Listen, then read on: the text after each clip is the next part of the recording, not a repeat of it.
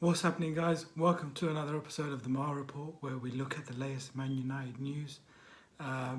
This isn't really Man United news, but I guess it kind of affects us. That it's been confirmed that Deo Upamecano is moving to Bayern this summer. I'm not personally surprised because I don't think we were really trying to sign him. And the other issue I have is that it's difficult to compete with Bayern for players already in their league, where they pretty much have a monopoly on the Bundesliga top players.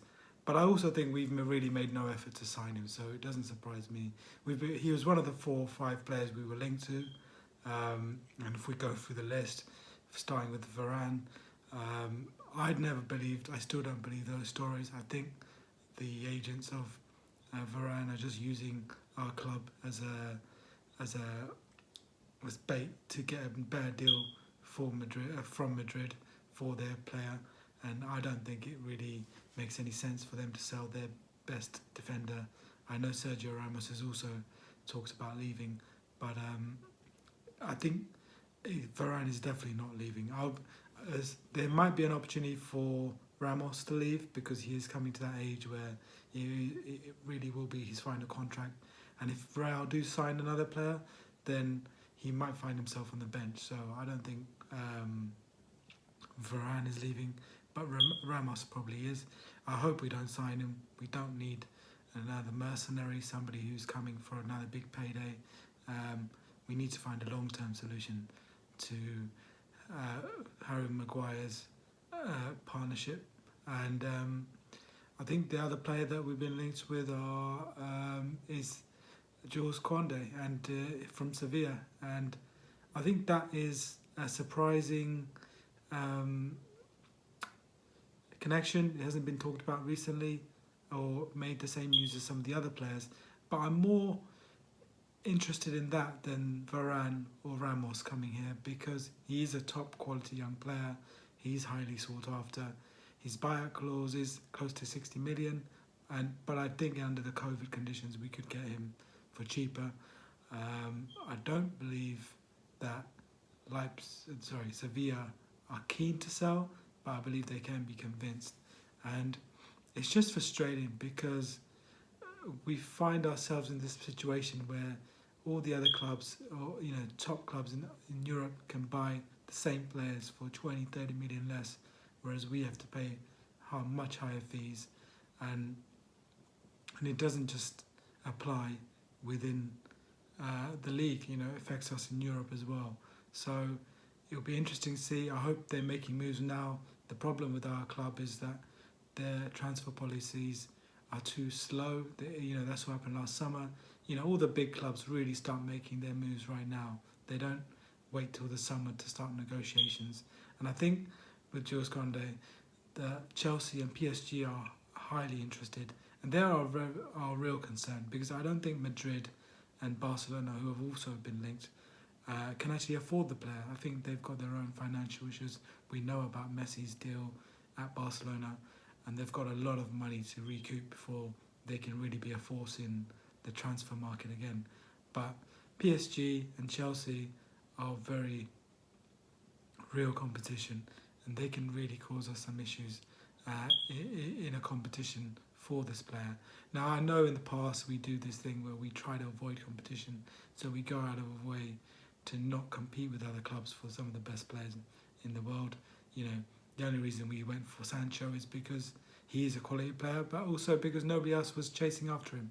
Nobody else would be willing to pay the fee that we were, and it still wasn't enough for Dortmund.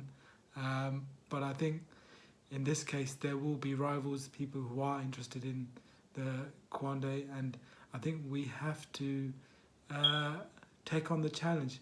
There is rumours that Sevilla are very keen on Diogo Dalot, who at the moment is on loan at AC Milan. We could use that as a bargaining chip, a part of the way to reduce the fee. Maybe 35, 40 million plus Dalot could get us this guy. But it's just frustrating because I just hope, I don't want to get excited because of the way we do our, the way we do process transfers. We just slow, very late, and as we've seen the Meccano deal go through, Bayern are already ahead of the curve. It's pretty much a done deal, and it's just as soon as the first day of summer opens, they're gonna sign on the dot. I'm disappointed with Upamecano. I think he's missed a trick here because he's gone for the safe option, and I think he really could have explored. I'm not saying he had to come to England, but he could have. He had many other possible opportunities. I think the result here kind of scared him a little bit. He didn't look that great when we played Leipzig, and put 5 past them, and I think that also, whatever interest United might have had in him, that might have dampened that interest because he didn't play well, and there is a question mark. But long term, it seems that the popularity and the wealth of the Premier League is starting to have a negative impact on our clubs to be able to sign top players, especially in Europe, because let's be clear, the Premier League is the most popular league and is the most financially valuable league. I think no other league provides the finances, the means that our league does, and with that, the 20 clubs at least get well taken care of, and this makes it harder for the top 6 to, in good value deals, get the best players within the league. So you take somebody like a Declan Rice or a Ndidi in a German league, Bayern could buy them for 40, 50 million, whereas in the Premier League, because of the money involved, all the clubs have good finances, it's harder to pry them away. And this is where you see the monopoly Bayern Munich have in Germany or Juventus have in Italy.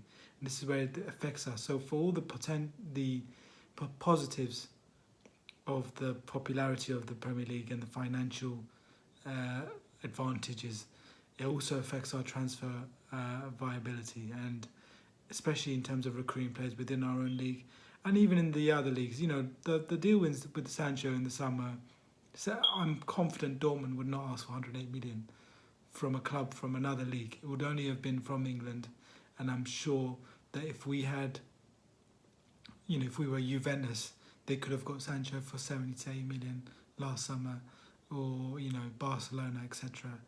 It's just the byproduct of our own success that the Premier League clubs get extorted by Europe and by the other top 14 teams, the bottom, whatever you call it, the Premier League teams, because of the finances involved. And we look at the Upamecano deal, and it's just like 42 million or whatever it is going to be. It looks like a bargain, but that's what all deals should be. And that is the most disappointing aspect about that deal, is that we know that we can't buy a player of that quality for that fee, because we would just be extorted because of the size of our club. I'm not disappointed that we didn't get him. I'm just disappointed that we can't sign a player of that quality for that fee.